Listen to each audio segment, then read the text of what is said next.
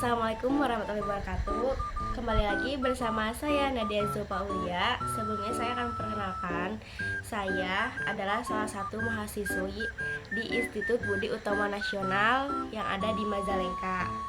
Saya berasal dari kelas Min 22Pi dan di sini saya akan membacakan sebuah dampak krisis keuangan global akibat perang Rusia Ukraina terhadap perbankan di Indonesia. Jadi pendahuluannya, perang antara Rusia dan Ukraina yang meletus pada tahun 2002 telah mengakibatkan krisis keuangan global yang berdampak luas pada berbagai aspek ekonomi dunia. Jadi konflik ini hanya menyebabkan kerugian besar dalam hal korban jiwa dan infrastruktur, tetapi juga memicu ketidakstabilan di pasar energi. Jadi dan komunitas mengingatkan Rusia adalah salah satu eksportir energi terbesar di Indonesia. Kenaikan harga minyak, gas disertai sanksi ekonomi yang dijatuhkan kepada Rusia memengaruhi pasokan energi global sehingga menyebabkan inflasi yang signifikan di banyak negara. Selain itu, krisis ini juga mengganggu rantai pasokan global yang menambah tekanan terhadap ekonomi global yang sebelumnya sudah terpukul oleh pandemi COVID-19.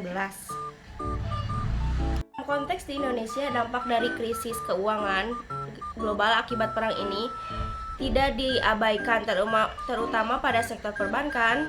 Meskipun Indonesia tidak secara langsung terlibat di dalam konflik tersebut, interaksi dengan pasar global melalui perdagangan, investasi, dan aliran modal membuat ekonomi nasional rentan terhadap fluktuasi global. Nilai tukar rupiah mengalami volatilitas sebagai respon dalam negeri.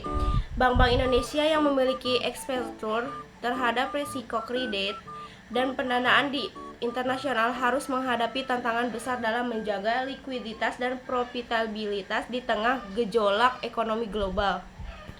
Lalu, artikel akan mengupas bagaimana krisis keuangan global akibat perang Rusia-Ukraina berdampak pada sektor perbankan di Indonesia, meliputi peningkatan pemerintah dan otoritas keuangan untuk memitigasi dampak krisis terhadap stabilitas di ekonomi.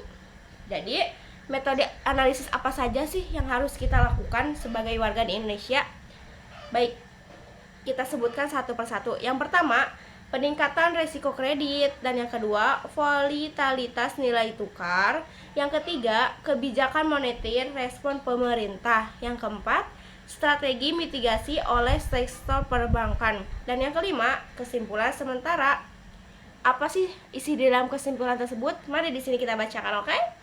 Jadi, krisis keuangan global yang diakibatkan oleh perang Rusia-Ukraina telah memberikan dampak yang signifikan terhadap sektor perbankan di Indonesia.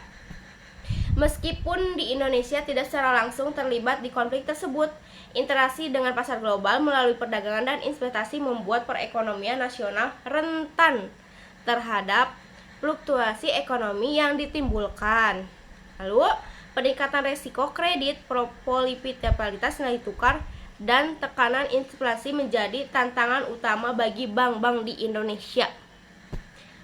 Dalam merespon krisis ini, bank-bank menerapkan strategi mitigasi yang komprehensif termasuk penguatan analisis resiko, digitalisasi layanan, dan kolaborasi yang lebih erat dengan regulator kebijakan moneter yang diambil oleh Bank Indonesia dan pemerintah juga sangat krusial dalam menjaga stabilitas ekonomi.